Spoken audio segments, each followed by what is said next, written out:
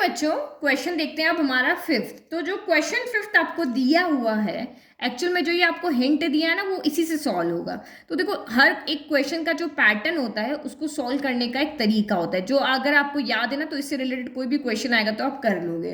तो जब भी आपके डिनोमिनेटर में कोई वेरिएबल दिए, दो वेरिएबल दिए और उसकी पावर अगर फ्रैक्शन में दिए, दोनों एक्स है और एक्स की पावर फ्रैक्शन में है, तो आप यहाँ पे x को क्या मानोगे, x इक्वल टू हम t लेंगे और t की पावर क्या आएगी, एलसीएम ऑफ दोनों का डिनोमिनेटर, यानी 2 और 3। ये आपको तरीका याद रखना है कि कभी भी कोई भी क्वेश्चन आता है जिसके डिनोमिनेटर में वेरिएबल है और उसकी पावर फ्रैक्शन में है, तो हमें x को t मानना है, लेकिन t की पावर इन दोनों का एलसीएम लेते हैं, किसका, डिनोमिनेटर का ही तो लेते हैं, तो उनका एलसीएम होगा।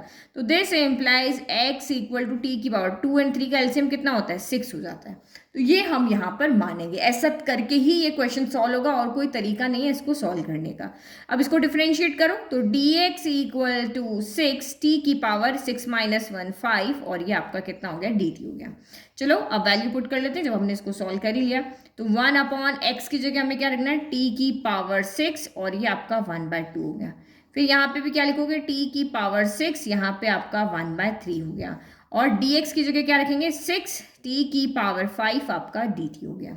ठीक है, तो 6 का तो कोई रोल नहीं, इसको बाहर लेते, 2 के टेबल में 3 6 कैंसिल हुआ 3 टाइम, 3 के टेबल में 6 कैंसिल हुआ 2 टाइम, तो 6 हमने बाहर लिया। इंटीग्रेशन ऑफ t की पावर 5 हमने ऊपर रख दिया, यहाँ पे t कितना हो गया, क्यूब हो गया, यहाँ पे आपका t क्या हो गया, स्क्वायर हो गया, और ये आपका dt हो गया। तो अभी हम कुछ कॉमन लेके हम कट कर सकते हैं, तो वो काम कर लेते हैं। तो ये 6 हो गया, इंटीग्रेशन t पावर 5 है, नीचे से t स्क्वायर कॉमन आ जाएगा, तो ये कितना, यहाँ से t बचा, यहाँ से 1 बचा, और ये आपका dt हो गया। तो t स्क्वायर से ये आपका t5 कैंसिल हो गया, कितना बचेगा, t क्यूब बच जाएगा, यानी 6 integration of t cube upon t plus 1 dt हो गया।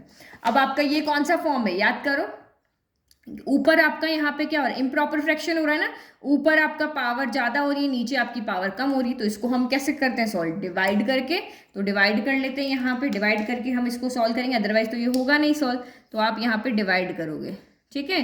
तो t प्लस 1 से हम t क्यूब को डिवाइड करेंगे, तो t स्क्वायर से मल्टीप्लाई करेंगे तभी आएगा, t स्क्वायर से किया तो t क्यूब प्लस आपका t स्क्वायर हो गया, साइन चेंज, ये कैंसिल। अब माइनस का टी स्क्वायर बचा, अब माइनस के टी से मल्टीप्लाई करना पड़ेगा, ये तो हम बहुत पहले से डिवाइड करना सीख कर आ रहे हैं। तो माइनस टी से किया तो माइनस का टी स्क्वायर माइनस का टी हो गया, यहाँ प्लस, ये कैंसिल हो गया, तो टी उतर गया। अब आपको प्लस 1 से करना पड़ेगा, तो ये आपका टी प्लस 1 हो गया, ठीक है। तो अब इसको सॉल्व करो तो ये माइनस ये कैंसिल, यहाँ पे आपका माइनस का 1 बचा।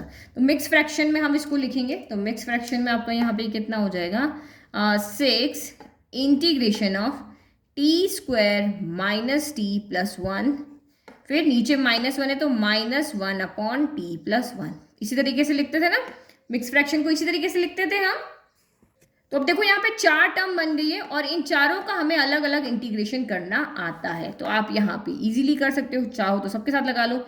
Integration of T square D T लगा दिया, फिर -6 integration of T D T लगा दिया, फिर +6 integration of only D T, क्योंकि 1 से डी टी मल्टीप्लाई हुआ, फिर -6 integration of 1 upon T plus 1 D T लग गया, ठीक है। चलो, तो टी स्क्वायर का क्या होता है, टी स्क्वायर का इंटीग्रेशन टी क्यूब बाय 3 हो जाएगा, यानी एक पावर बढ़ जाती है। फिर -6t का क्या हो जाएगा, तो टी स्क्वायर बाय 2 हो जाएगा।